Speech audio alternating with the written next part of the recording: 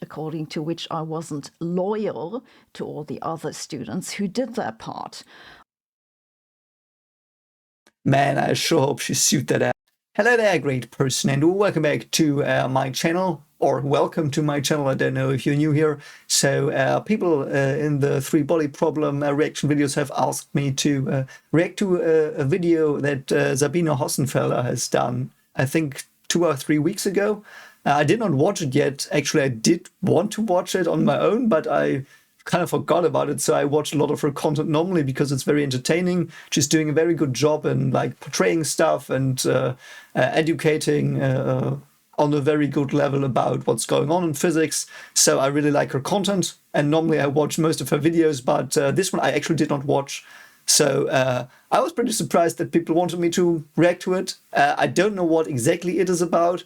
I think it is about German academia. So, I mean, I'm part of German academia. So perhaps for my background, I did study mathematics and physics.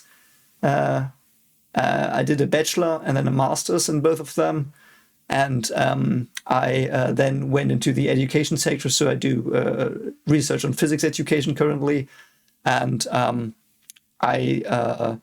might not know some of the stuff she's talking about because the physics education area I feel is a bit different than physics area, but I mean, I got some looks into physics as well. I work with a lot of physicists together, and so I will just give you my impressions and comment on what she says, I guess.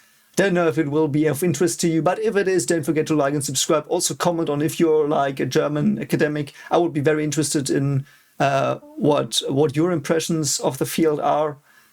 Because, I mean, these are anecdotal things probably, so we could get a bigger picture, or I could get a bigger picture if you tell me in the comments what your experiences were, which I'm really interested in. Also, I would implore you to first watch her video. I mean, this is a reaction, so she did the original video. Go to her video, like it there, of course, and don't forget that. And now we start, see what she's saying, and yeah, talk a bit about academia probably. Let's go.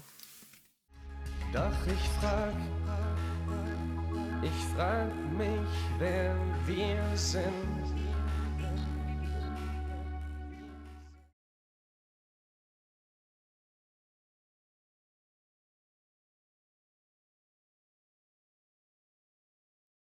So there she is. I hope she has a lovely day, or had a lovely day when she recorded this, and we will just see what she says.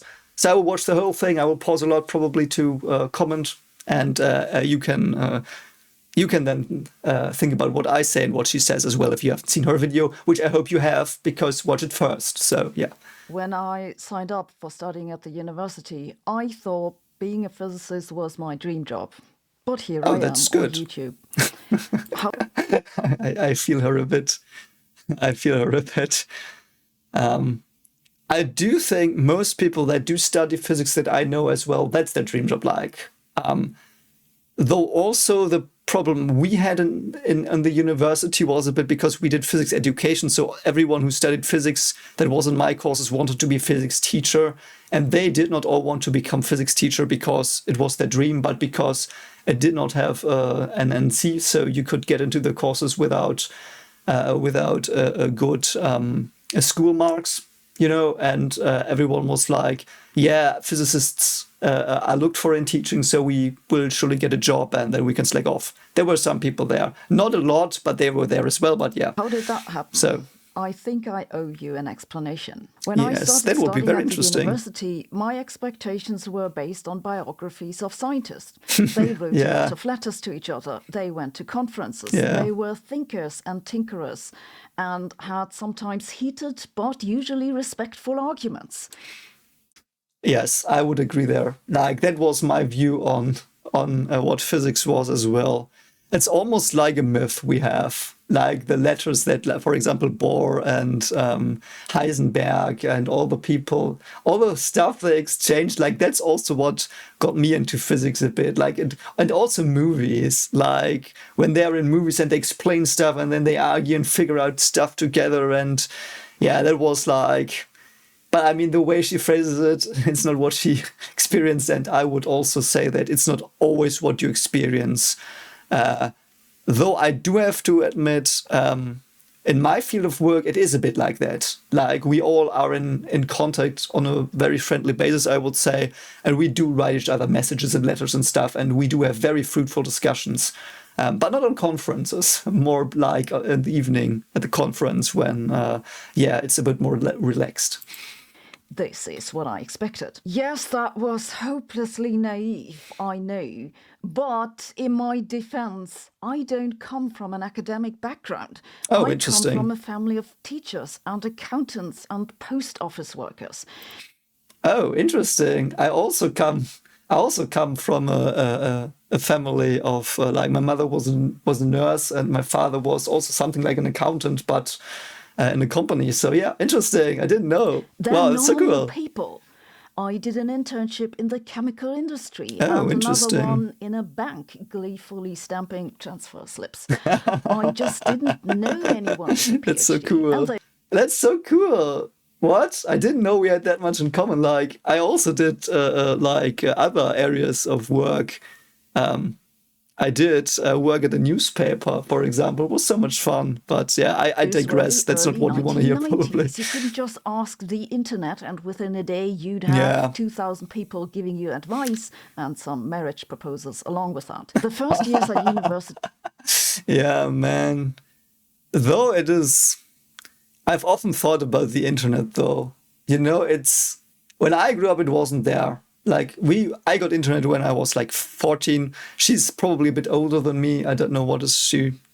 10 years older than me, perhaps, or 5, perhaps more. I'm very bad at guessing ages. So, it's a completely different world. Interesting, yeah. Glorious, because for the first time in my life, I was in the company of other people who were like me. Yeah, that's a great feeling. I had always been the weird one for actually being interested in science and maths. Oh, but at the university, interesting. Everyone was like that. Yeah. That was the best thing about university for me as well. Like, I was also like the weird... It's so interesting. I wonder how many... So all the physicists in the comments, tell me if this was... for you the same, because she's talking about a lot of stuff that I experienced as well here. Like, probably a bit differently, of course, but that's cool. It's also, I only found most of the people I'm still friends with, I found in university because they were so alike. Because I came from, like, for me it was, I came from a village and like people had different priorities and stuff. And I like went away to university and suddenly everyone was a nerd a bit and stuff. I don't know if that's what she was, but you know. Talked about everything from maths to philosophy, physics and politics. Yeah. And yes, alcohol was involved. Also a very apt depiction, I would say. I do think the philosophy part is very important. That was what we mostly talked about, actually, as well. Like, when we were in the evenings from university, and we had some time because you rarely had time because you had to calculate problems and hand them in and stuff. It was very stressful, but there were times, especially holidays, where you could just go, like, have some good drinks and talk about the world. Like, philosophy was of great interest for most of us. And some of the people I studied physics with are, like, I did mathematics and physics, as I said, but one of my best friends actually does physics and philosophy. So that was so interesting. And it's like such a rich soil where like so many good ideas develop, and also some very stupid ideas develop, of course, as well, especially when the alcohol is involved. But yeah, it was a really good time, and that was all very nice, except I was getting older and still didn't have a decent job. I made a little money by selling oil paintings. Those were the days, people. But I didn't seriously think I was a particularly good artist. Now I kind of wonder, Sabine Hossenfelder. Oil painting. That sounds awesome. Yeah, the job thing is hard. That's like, because nothing is safe. Like the moment you get your graduation, or the moment you hand in your PhD thesis and it's like you did your defense, like you are in an ocean of unknowns. Like, you will probably not get a job at university. And if you go into a company, you will not work in physics. You will work in accounting as well or something like that. Like almost no physicist that leaves the university that I know does physics. And even the people, some of very good friends of mine did leave physics and physics education as well, because they were like, you can become a teacher, of course, but there's nothing else. Like, and then you have to go, I don't know, work for a company and to be a little cog in a big machine, so to speak, and not do physics anymore. That's very, very sad. And again, it doesn't, like, it pays okay in Germany, but I, for example, also have I also have this channel right now. Like it makes very, very small money, but it's still like is something. So I don't know. I really had to get a normal job and stop asking my grandma to help out with paying rent. I thought that the Institute of Physics would give me a job when I'd finished my master's degree with good grades. Yeah, man, that's such a bad... I feel her. I had the same problem. Like, I got a PhD position very luckily, but after that it was basically the same. Like, you won't be, like, even if you are at university doing a good job, like, you won't get a position. Like, there even is this unspoken law, and especially the very traditional German universities have it, that you can't get, for example, a professorship at the university you're working at, like, or where you did your PhD. You have to have changed it. And the best thing would be to be like having done research abroad and coming back. And I mean, for example, I do have a family. I can't just move abroad when, like, I have 2 twin children and we are having like all the time we spend on, like, raising them, of course, and like we are living already pretty isolated here, so moving abroad is like out of the question. Like, it's almost incompatible with family life, academia in Germany. They technically, at the time, that was called a diploma. I thought they'd give me a job because I had worked for all the other students previously. If your grades were good, I'm they'd not sure offer you though. a job as a graduate student. It wasn't particularly great pay, but it was a real job. Yeah. And that's where things started to go wrong. Yeah, man, that's so man, I feel her so much. I don't even know what she's gonna say here, but that's a big problem. Like, even if you've got good grades, sometimes there just isn't a position. Sometimes they don't have the money. Sometimes there is nepotism.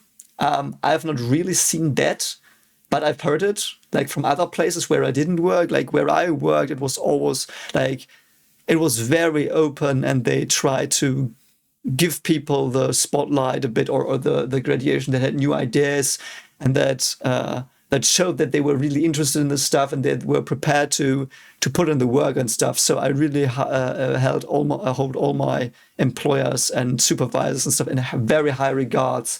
But I've also heard stories where it wasn't like that. Getting a PhD position, for example, that alone is hard sometimes.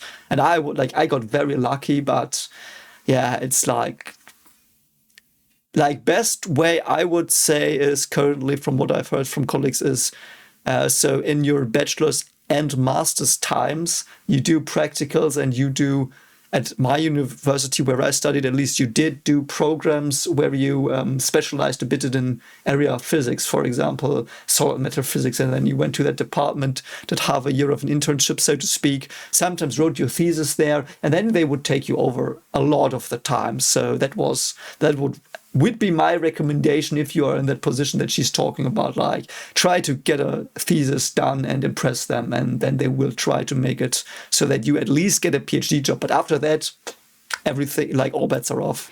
Because I finished my exams with excellent grades. I don't mean to brag, but I think you need this context. Yeah. But I wasn't offered a job because I'm a woman. Oh, I'm what? not guessing that that's what happened. I know because... Wow, that sucks so hard.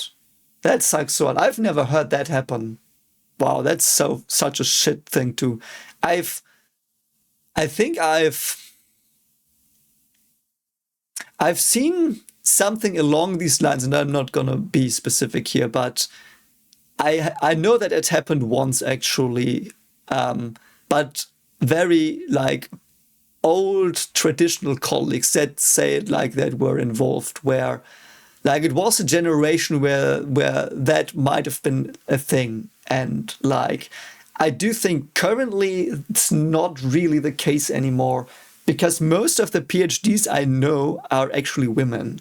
But again, this is just anecdotal. I don't know statistics here, so take this with a grain of salt. Because they told me. You Wow, see, what the guy fuck, who man? was head of the institute told me that since I'm female, I should apply for a scholarship that was exclusively for women in the natural sciences. Oh, God. Oh. Oh, I see. It's even worse than I thought. So it wasn't this problem of being like, yeah, you're a woman, you can't do it, which I assumed wrongly. But man, that's such a bummer. And I know that is I've heard that. I have heard that before. It's also, by the way, goes the other way, where they are like, to males, they're like, don't apply for like, you don't even need to apply. You're a man, like, you won't get anything. That is as well happening, by the way. So, wow, that's so, wow. I do think, though, my criticism here would be criticizing that there are these like bound, what do you say? Grants, like that people get grants based off of something that they want to push.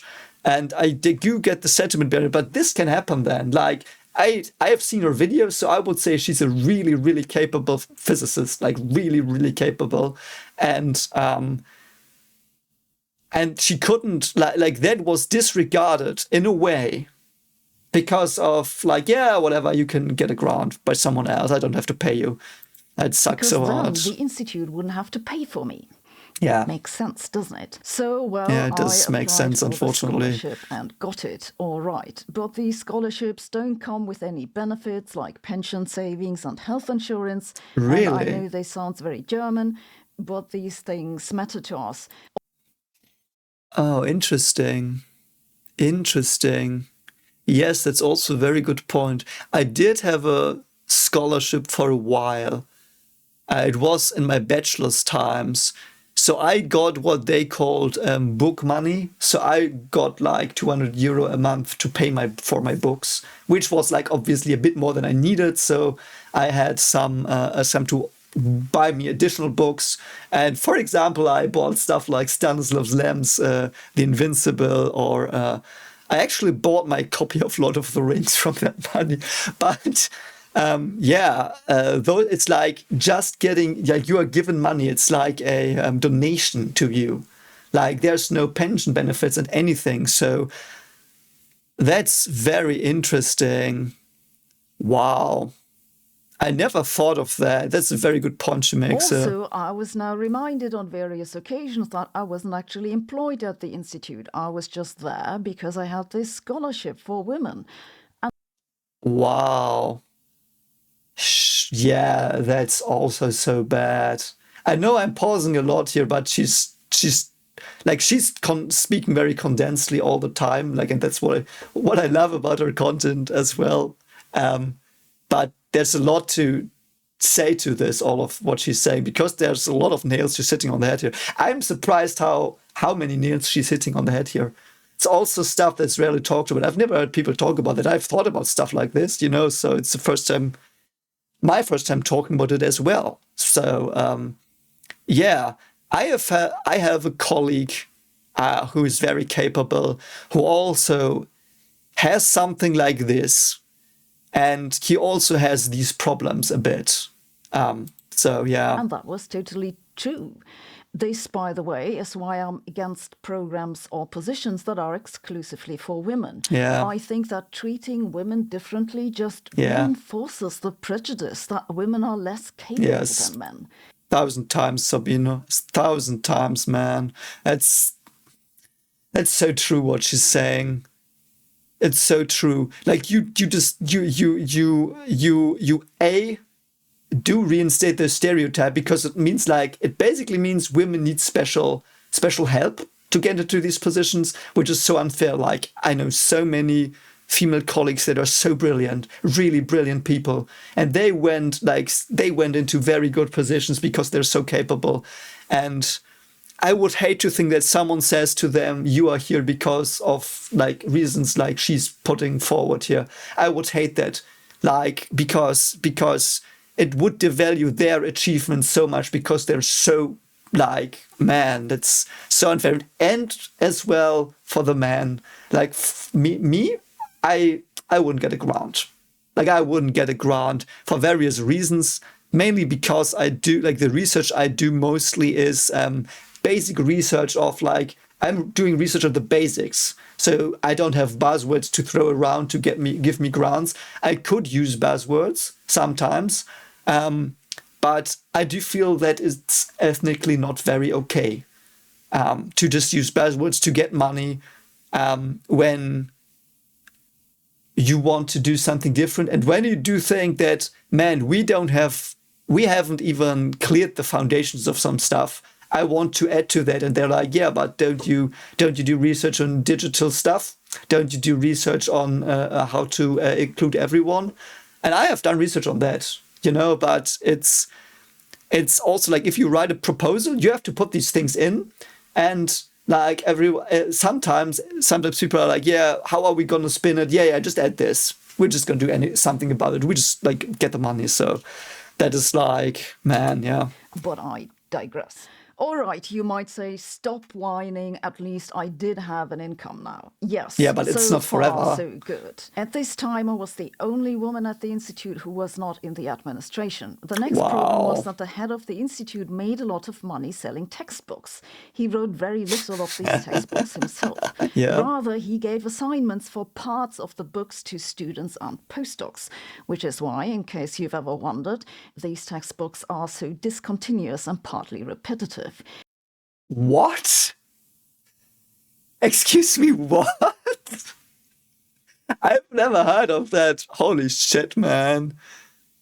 It would make sense. I will just take her, like, she's probably not lying here, so, I mean, I assume that, so that's fucked.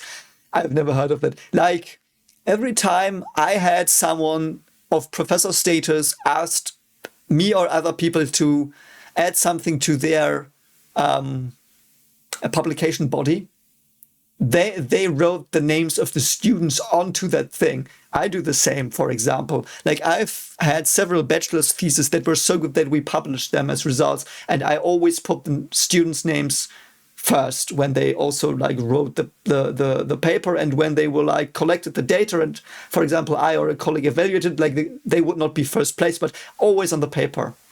And we do have, and I've heard that from other universities, that's not common, and that they like put the names of the students sometimes in the we thank the students, even though they did some of the work. I've heard that, but not firsthand, so it's more of a rumor, so take it with a grain of salt. I don't want to spread anything here, but yeah.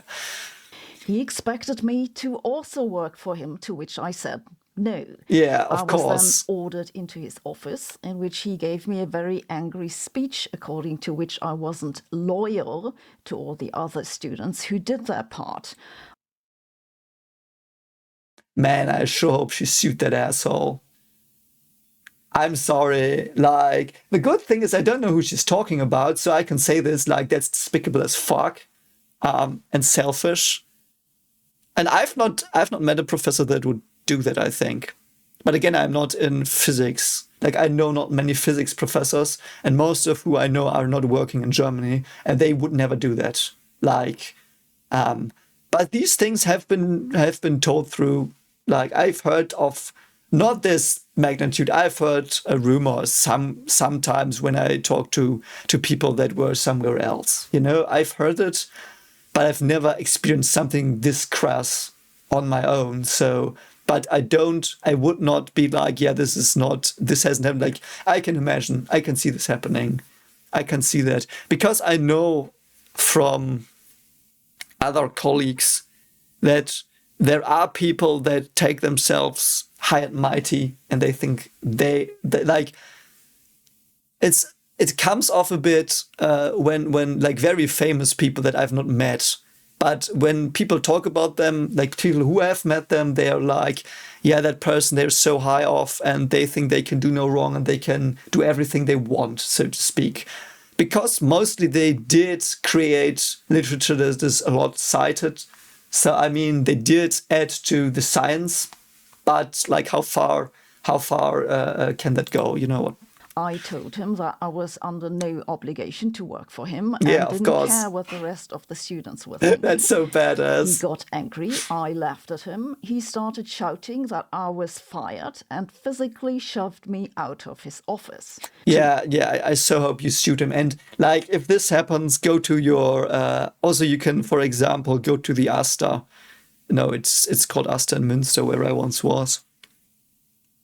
Like the student body, something like that. I don't know what it's called in English. Like students have, at least in Germany, if you're in Germany and you have problems like she's describing here, instantly go to your student representatives. They can put pressure on people, and they should. And they are there currently, as far as I know, to make sure that this stuff doesn't happen, even though it probably does happen. And yeah, man, I hope she sued him. That he couldn't fire me because, if you remember, yes, he she's not refused employed to hire me in the first place. That's so funny. I was paid by that scholarship for women, and that wasn't managed by the institute, but by the office of the university president. That is so I'm not good. just telling you this because it's entertaining. It was also a rather rude awakening. Yeah. It made me realize that this institute wasn't about knowledge discovery. It was about money making. Yeah. That sounds very, very, very negative, and it is quite negative. The thing is, though, the funding universities get is not a lot. Like, I would say a lot of money that should be put into the universities to, for example, get more PhD students, get more positions created, goes into other things. So it is not always the department's fault that they don't have the money to hire PhD students. Like, I often had it as well that they were capable people and everyone tried to hire them, but the money wasn't there. It was no malice, but like, you have to pay for your equipment, for example, in physics. Like, even if you have practicals, like, you have to pay for some stuff. And if you don't have money, like, you can't pay for your courses and stuff. Yeah, it's like, it's a bad thing. And the more I saw of academia, the more I realized it wasn't just this particular institute and this particular professor. It was generally the case. The moment you put people into big institutions, the goal shifts from knowledge discovery to money making. I cannot really comment on this money making stuff. I do know that many research groups in physics that discover new stuff sometimes start their own company and then like make money out of it, do a startup and stuff. So, but that is unfamiliar to me because, as I said, I'm in education, physics education. So we try most of the time to get money to employ people and to really do research. Like, I think it's not like what she's describing here in our circles. It's like more, we need money to employ people and to, for example, print 10,000 workbooks to see if they work, something like that. You know, it's more like that. Like, nobody in education really goes away from university and creates their own company. Though a very good friend of mine has done it very successfully. And but like, it's more like an add-on. Like, it's not necessary. It's just more like having a hobby. Is how this works. If a researcher gets a scholarship or research grant, then the institution gets part of that money. Sometimes, yes. The overhead. Technically, that's meant to pay for offices and equipment and administration, etc. Yep. But academic institutions then pay part of their staff from this overhead. So they need to keep that overhead coming. Small scholarships don't make much money, but research grants can be tens of millions of dollars. Yes. Like, in education, the research grants are at max to, like, for one department, 500,000.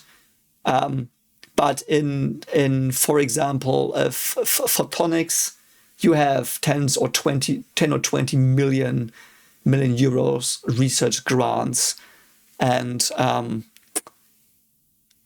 that the thing there is even, which she might talk about it or not, but the thing is that research grant is, when you send it in, like you are trying, of course, to get money, but you mainly try to get covered what you need to spend.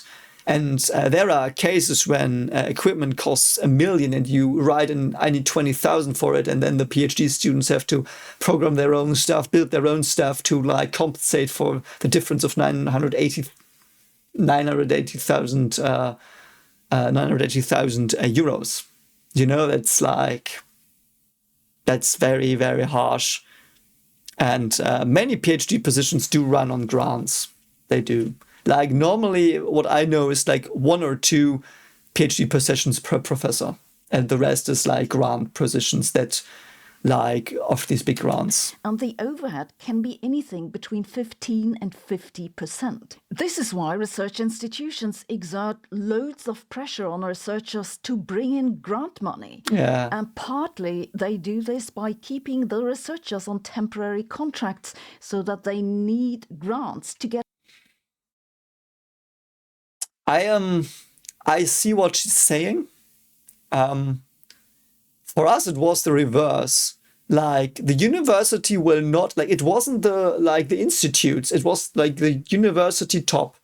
They of course don't want to spend like infinite money, so they give a certain permanent positions for every department that they can then like put people in. And you cannot just create them. Like your university head, for as far as I know, has to be like, yeah, that's okay. So the thing in our physics education is the other way around. So we as people that are working in an institute, we need to get the grants to then be able to put people onto positions that then fulfill those grants. So it's not like we take people and we don't take people from other people's grants money, so to speak, and then you pay them and then make them like get the new grant. It's more like we are like, hey, this is a cool idea. This could be a PhD position where someone could do their PhD and learn enough to like what do you say, to learn a lot to make it suitable for a PhD position. So like you write what do you say, like this whatever paper you give them, so you get the money.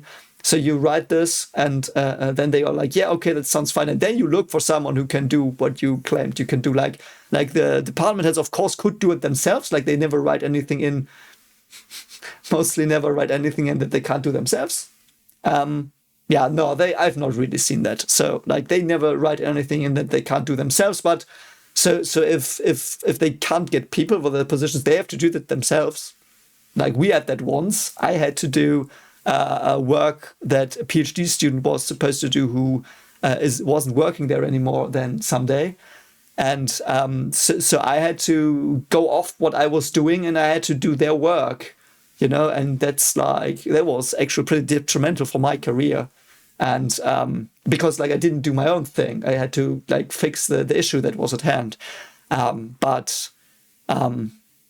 Yeah, it is like it's a complicated thing, and this grant structure it is mainly I would say to be attributed to the university not giving enough permanent positions, and this is destroying German academia. I think there's temporary contracts. Like I do think 90%, 80% or something of all researchers working in Germany are on temporary contracts, and of those that get positions that are permanent, that's mostly people they know. Like the positions are like, it looks like they are for everyone, but they already know who they want to hire. So you like applying is like, okay, we could try it, but you won't even get an answer back if you apply. Like I once applied for something where I was like, yeah, that sounds cool. I could really do it. It's in my area of expertise. I didn't even hear back from them. Like it perfectly fit what they wanted. Just an anecdote. So like these permanent positions, they are like utopia for a researcher in Germany. Like no one gets them, almost no one. So get paid themselves, while the administrators who are paid on the overhead usually have permanent positions, but you get used to this kind of crap. And they don't in our area, by the way, as well.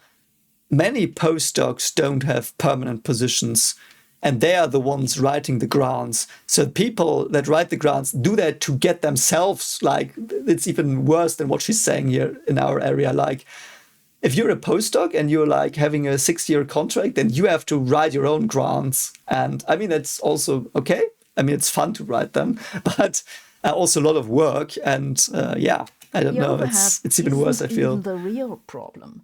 The real problem is that the easiest way to grow in academia is to pay other people to produce papers on which you, as the grant holder, can put your name. That's how academia works. Grants pay students and postdocs to produce research papers for the grant holder. Wow. And those papers are what the supervisor then uses to apply for more grants. Yes, I would agree. I've not seen it this crassly, like I've not seen it like this heavily. But what is important if you write a grant is that you can show that you are knowledgeable in that area. For example, I did submit a grant in what was it? In digital learning. So I could put a paper about digital learning I had written into the grant, and it's like, yeah, I have done this. And that's very important. So that's how I know it. But The result is a paper production machine in which students and postdocs are burned through to bring in money for the institution. Most of that money comes from your taxes. After my PhD, I applied for another scholarship and got that. And then I got a postdoc job and a grant and another job and another job and another grant and so on. But that is also what made me quit academia almost half a year ago. Like, there was a time when I didn't know where to go. Say, that was probably a weird cut. I just had my dinner. But what we were talking about a bit is like this temporary employment. And for me, it was basically the same twice now.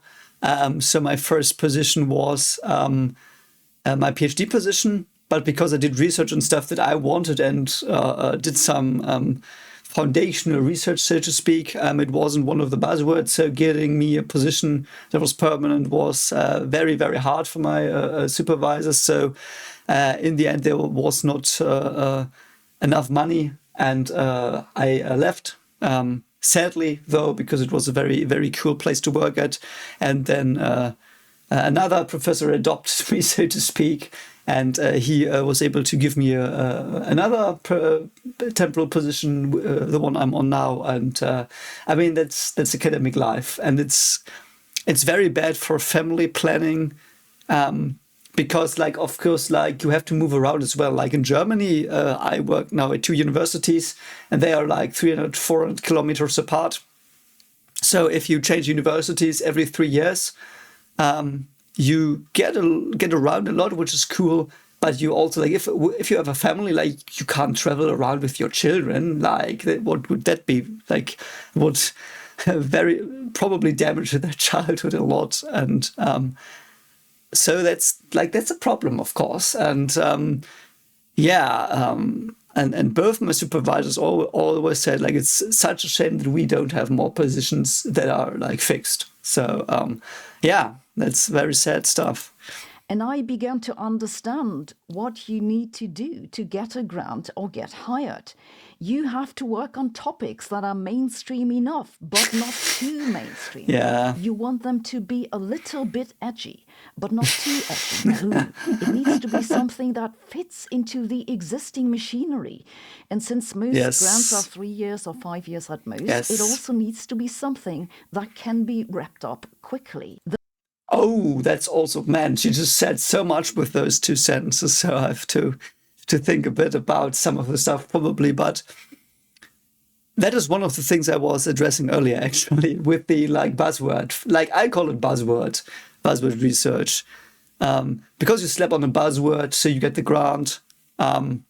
You do something like that goes into the direction generally on of what you are like talking about. Of course, like the buzzword is there in the end, but people often have to, like, if they want to do something else, they still have to put in the buzzword into their research. So the research they could have done is derailed a bit often, I feel, or is not done as elaborately as they wanted, or like the time is not enough. So that's a very bad thing, of course, I think, and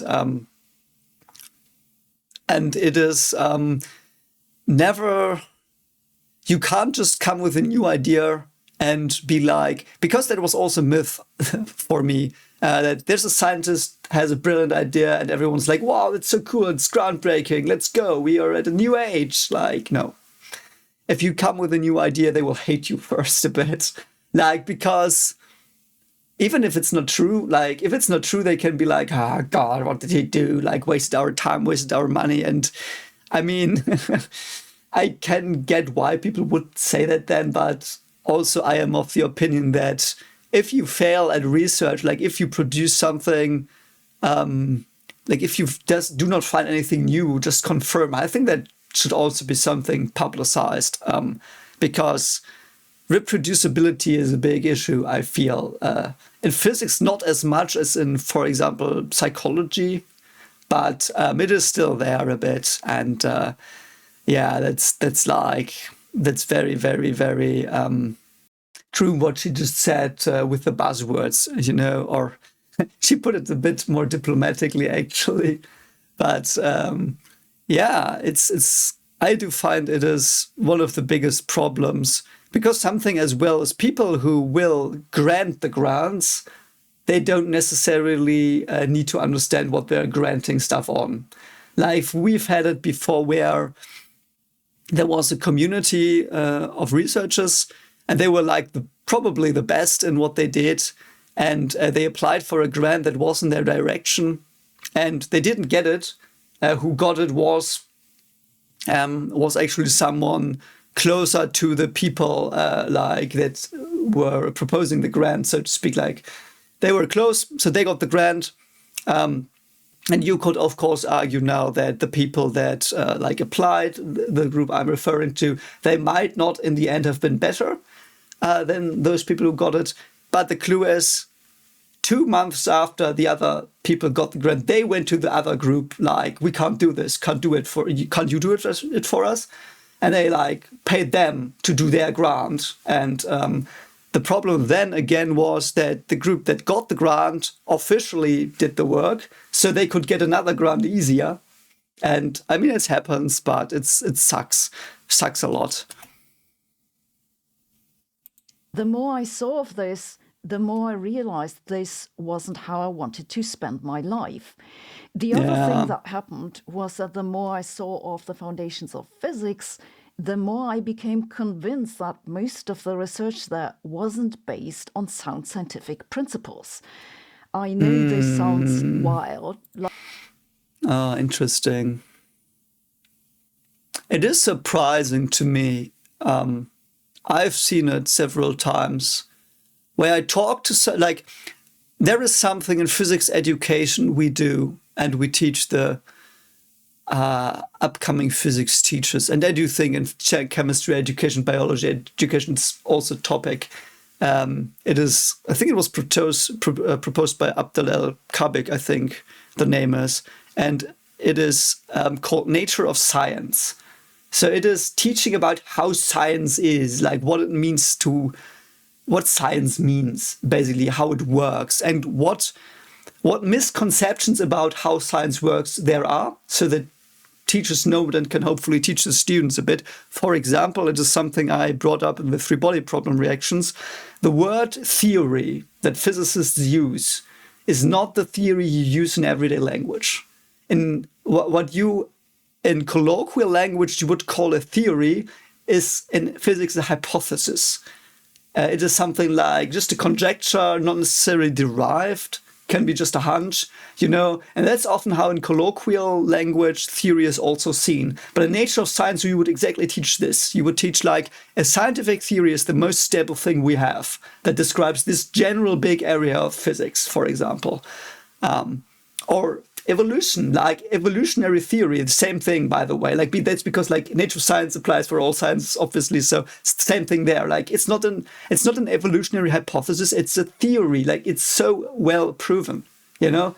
And it is confusing. Like from everyday language, you would probably, some people would assume, for example, quantum theory, evolutionary theory as something where you're like, yeah, it's like someone just has that hunch and put it out there and they're like, yeah, that's a cool hunch.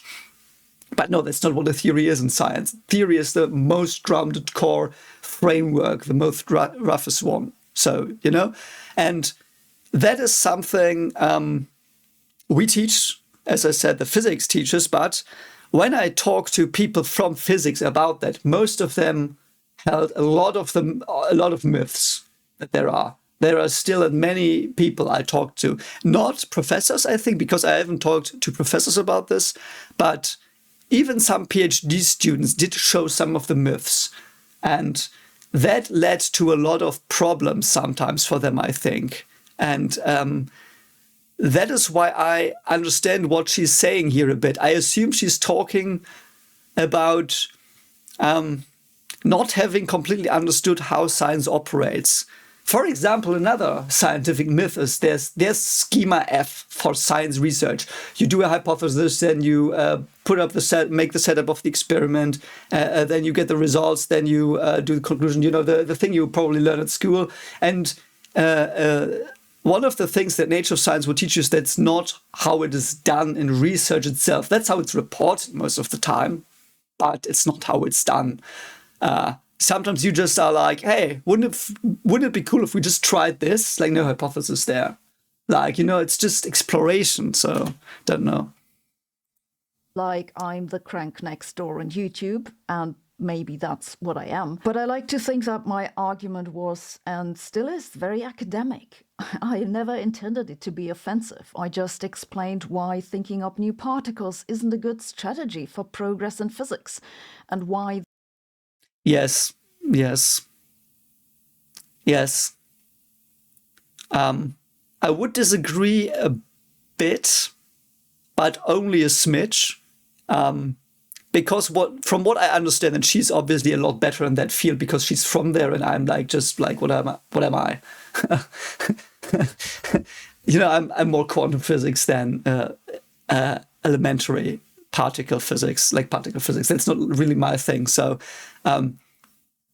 from what I understand in particle physics is that there are things you observe that don't make sense. So you try to explain them by refining your model, which is, I think it's quantum field theory, for example, like that predicts several particles. And then you try, because your observations don't fit anymore, you try to correct the model. And you can do that. Like, that's sometimes very useful. And I guess what she's referring to is she's criticizing that they do that too much, and that's I would agree with, I think, because like if something doesn't fit, you can't just be like, yeah, let's introduce another particle. Sometimes in physics that approach works though. For example, if you want to fit a graph and you use so this is a bit technical, like let's say you have points. Let's say you have points and you try to approximate those points into a function, and you're like, yeah, let's like linear. So you put a straight line through it, and then other physicists are like, it's not really completely accurate. And then you're like, okay, we add a square function to it. Like, you know, that's basically the same thing, and that worked a lot. You know, that's a reasonable approach there, like make your model fit a bit better. But the problem is sometimes your model will not get better if you tweak it. You need another model. And in physics, that might mean, and she's probably, and I don't know exactly, so if she is not, I'm sorry, I misunderstood her then. You try, for example, to combine gravity and quantum physics, which are two models. for me, like, I often use that word because I think it's a very apt word, but you can debate me on that use, of course. But it's basically that. And you try to model gravity and you try to model quantum physics, or like the smallest sizes, so to speak. And both theories do that very well to a certain extent. But where they don't, you need, like, you can't just tweak them anymore. Perhaps you have to do something completely new. You know, I once heard a talk by a philosophy professor about that, and he basically said, perhaps sometimes things aren't unifiable. Like, that's also a thought you could have. Like, can you even unify quantum physics and relativity? You know, it's like gravity. Can you do that even? Like, is that something, or are those just two systems that are incompatible? Interesting thought. But I'm not the expert. Like, she probably knows that a lot better than I do. So I had gotten an entire discipline stuck. And naive as I was, I expected physicists to think about it. I expected rational debate. But that never came. No one was interested. No one is interested. They were interested in writing more papers. And that's what they need all these particles and other wild ideas for, to write papers. Interesting. Yes. There are two things about this, I would say. Yes, it is a devil's circle that you, because of what you said about the money, if you don't produce new cool stuff that is within reason, you don't get money. Like, if you produce new cool stuff that's not within reason, but that's perhaps a better description of something, you won't get money. And if you just do the same stuff again and don't redress it enough, you also don't get money. So the vicious circle she's describing, it definitely exists. It definitely exists. And I don't know the community. From what she is saying is that people don't like to speak up against the what many people accept as the best way to model the world. And also natural science. I can teach you hopefully a bit as well here. So natural science thought as well. And it is also one that is missed a lot. But I do think it's like consensus in science doesn't matter, but it sometimes does. That is the problem. There is this very rough idea that it doesn't matter if 1,000 people do something stupid.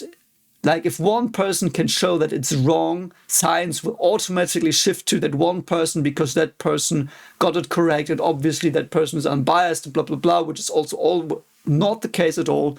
But let's say they are. Then the consensus is still more valuable to the researcher society sometimes. So instead of just attacking the things the one person said, they go after the character of that person sometimes. And the most famous example of this that I know is of Einstein.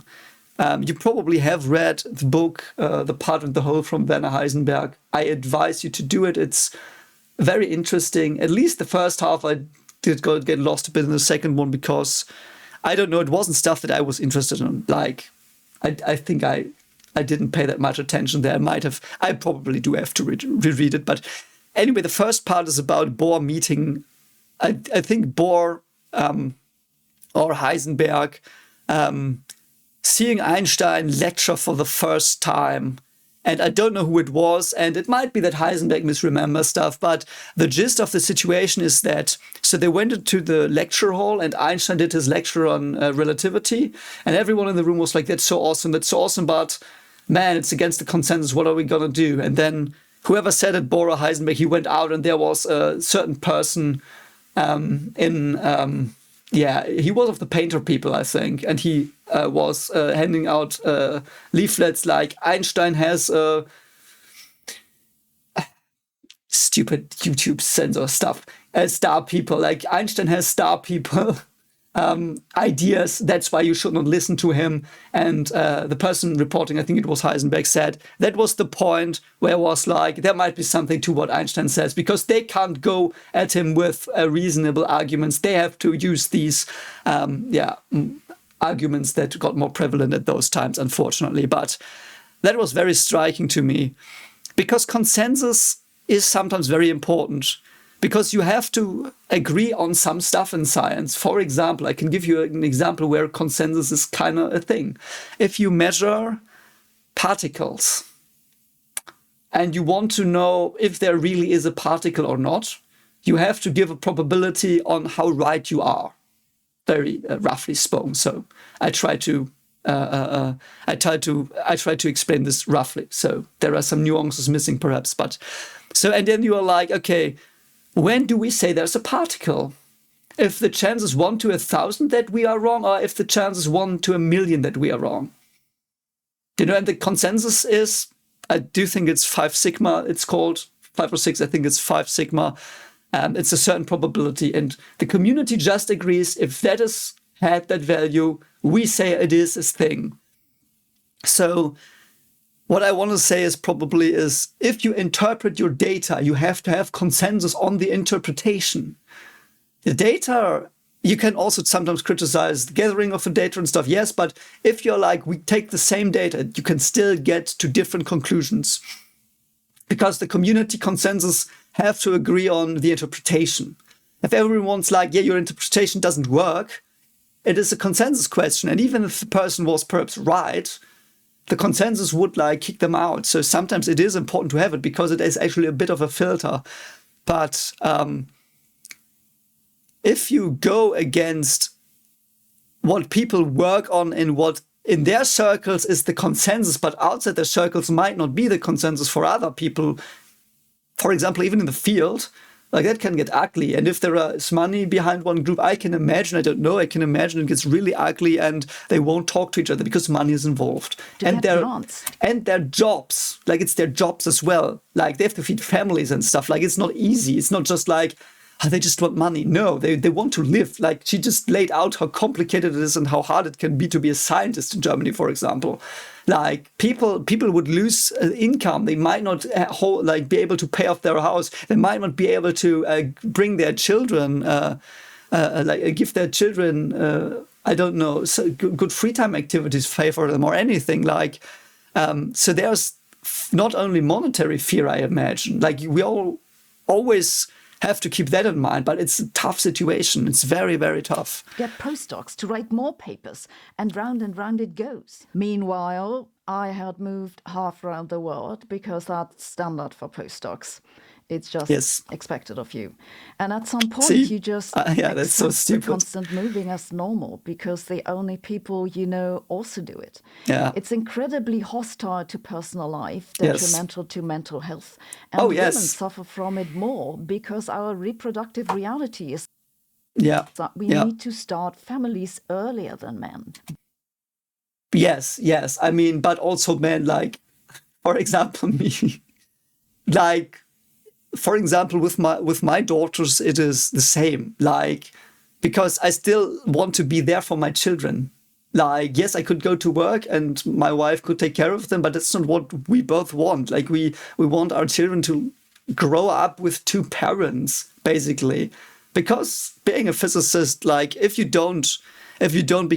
not careful, you overwork yourself so badly. Like, I've done 80 to 100 hours work weeks in bad times, so to speak, where like stress was beyond measure, and it's nothing I'm gonna do again, but probably, I hope.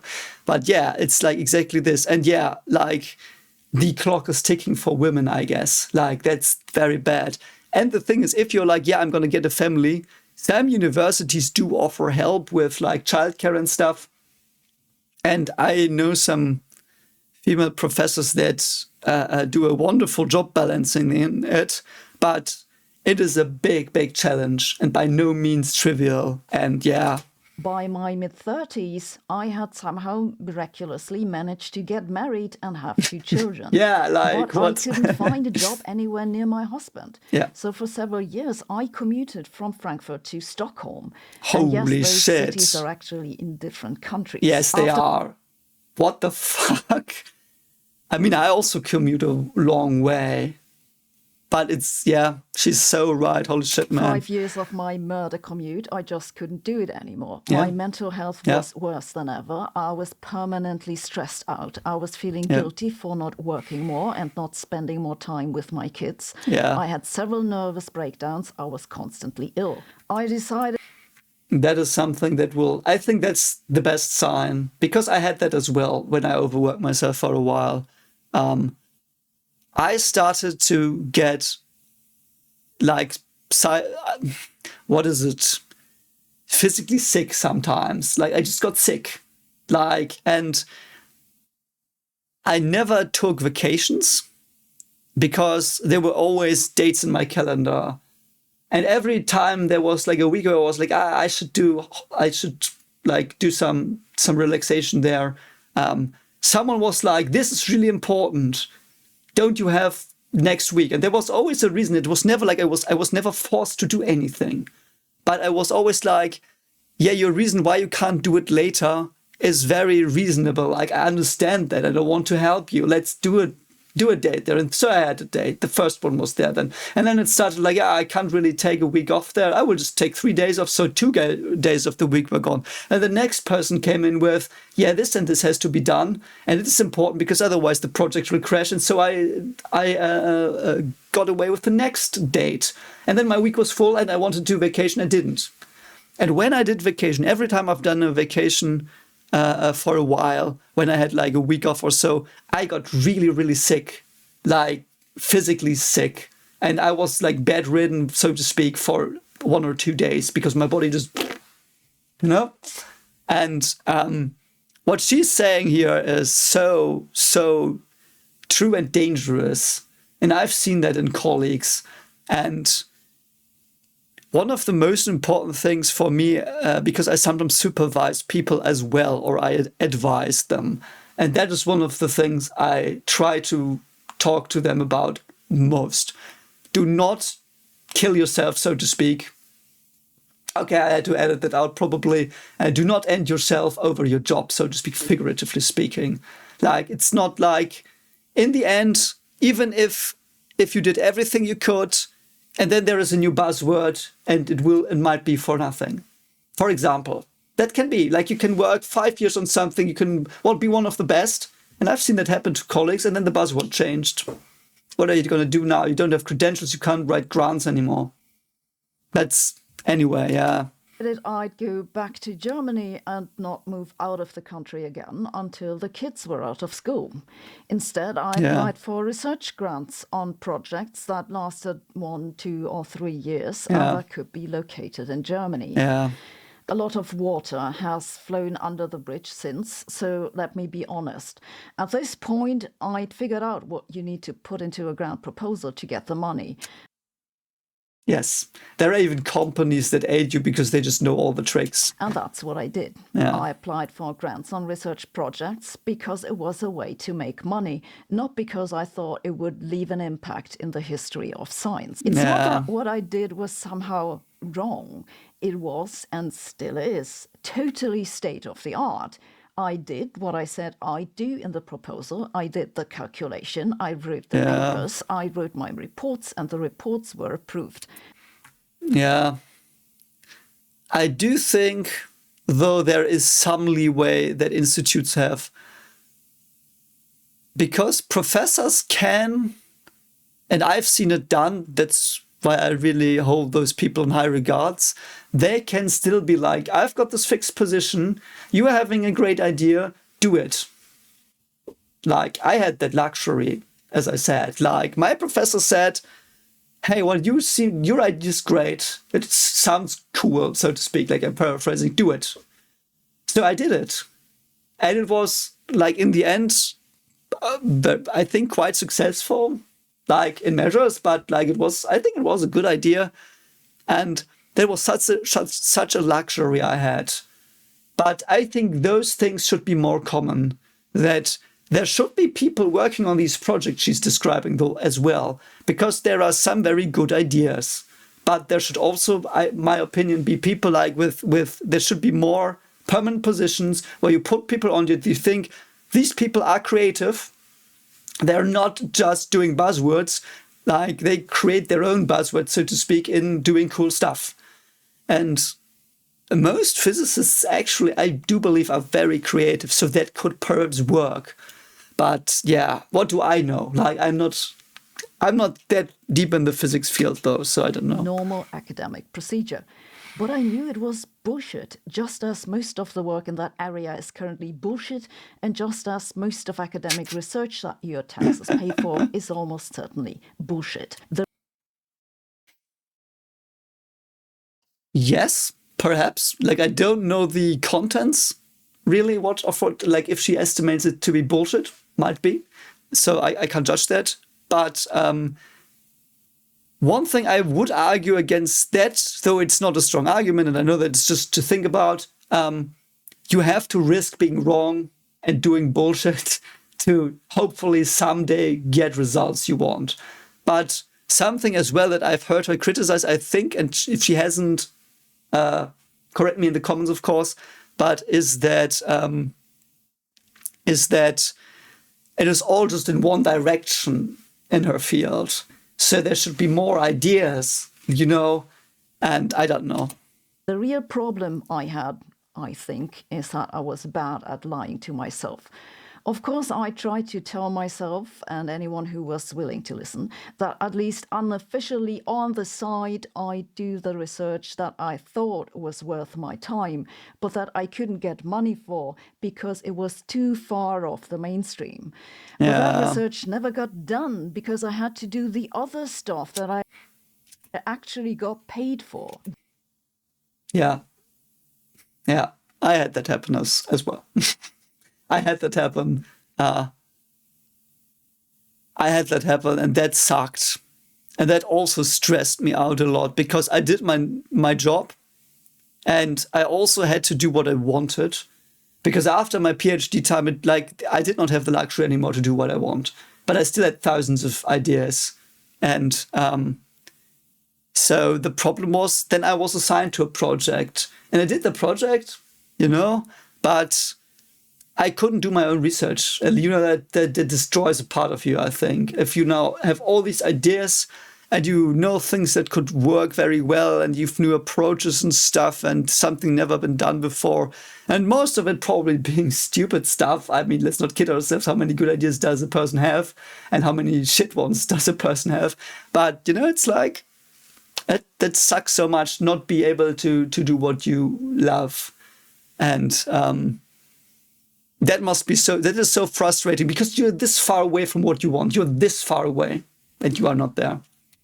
Then COVID came and it reminded me how short life really is. I pivoted, applied for funding on the research that I wanted to do, that I was rather afraid wouldn't get funded.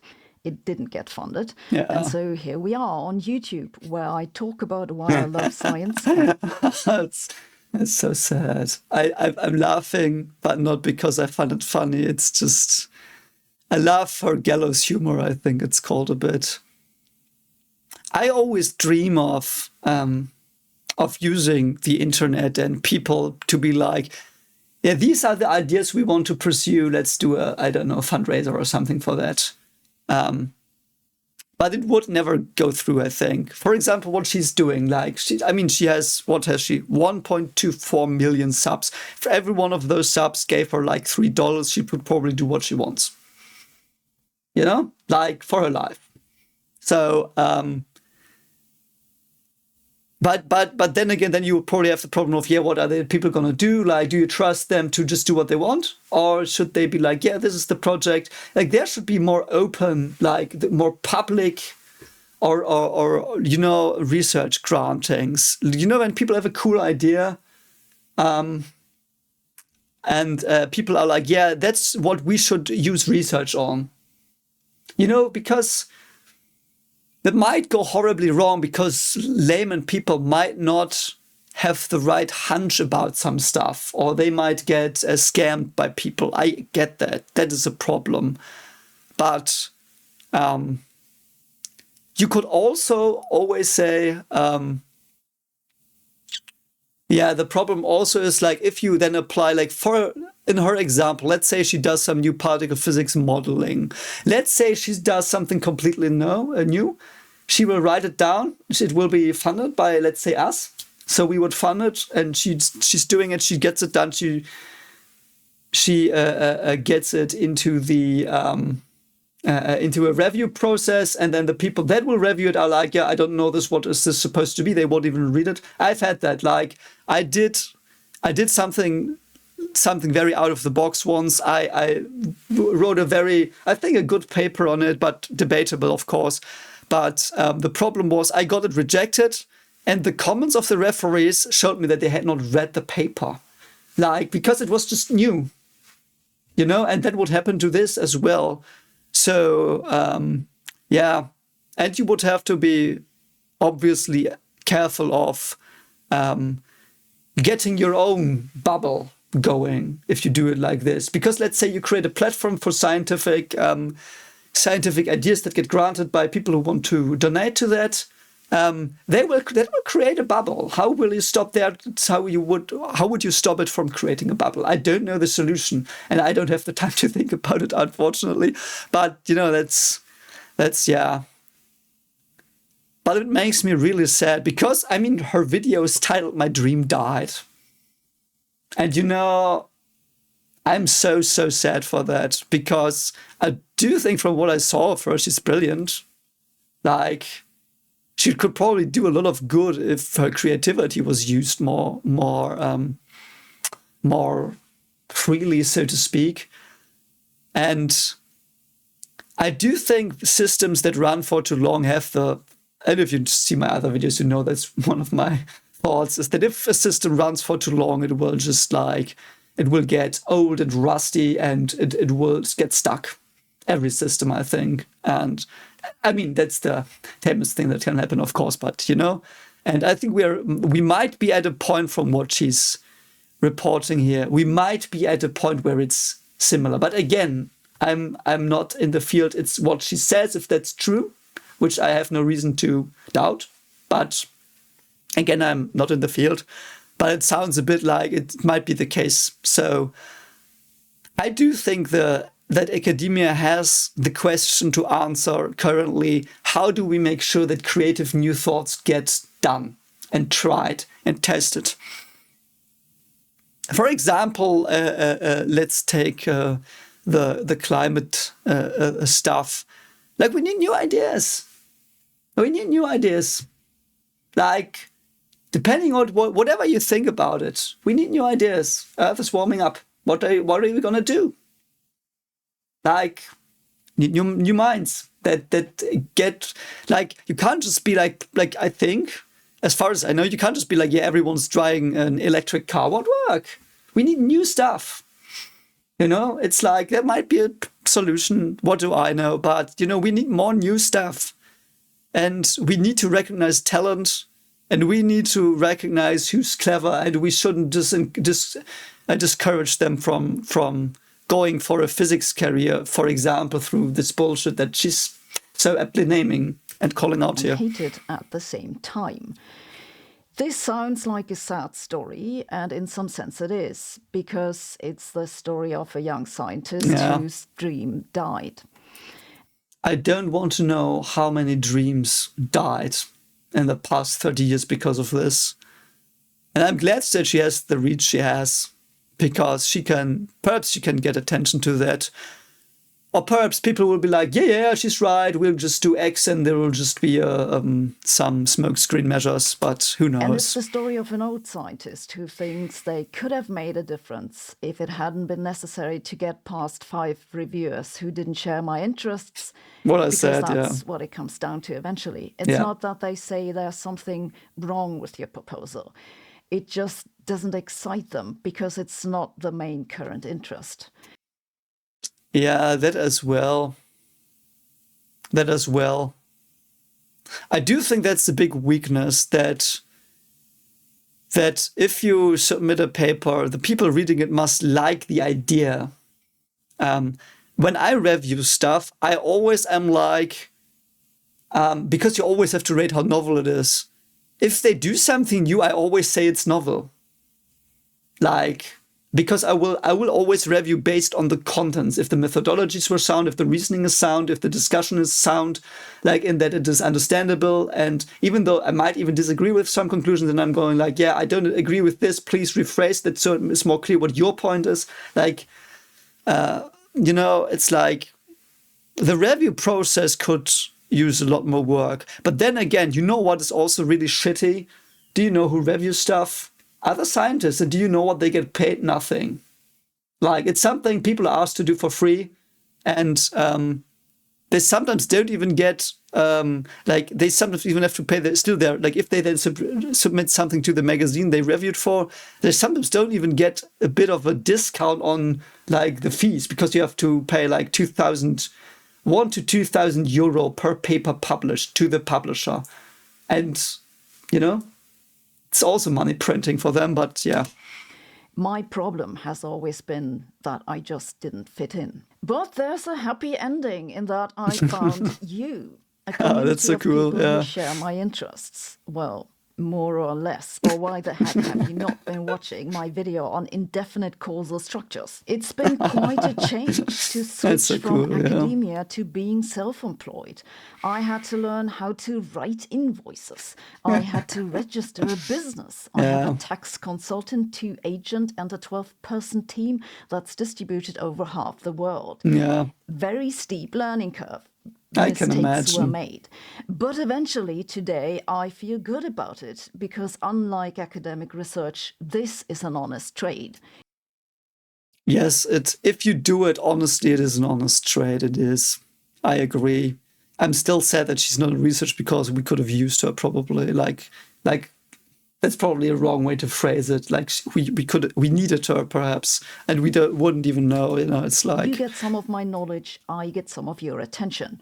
I like the simplicity of that. Yeah. And I'm also heartened that there are so many people who care about obscure problems in the foundations of physics, though I think you underestimate the relevance of indefinite causal structures. So I might have to watch that video. I think the last one I watched was something on quantum computing from like 2 weeks ago. that's my story, no more and no less. Please do not think that my experience with academia is universal or that I've claimed it is. I know many people who love academia the way it is and who think it's working just fine.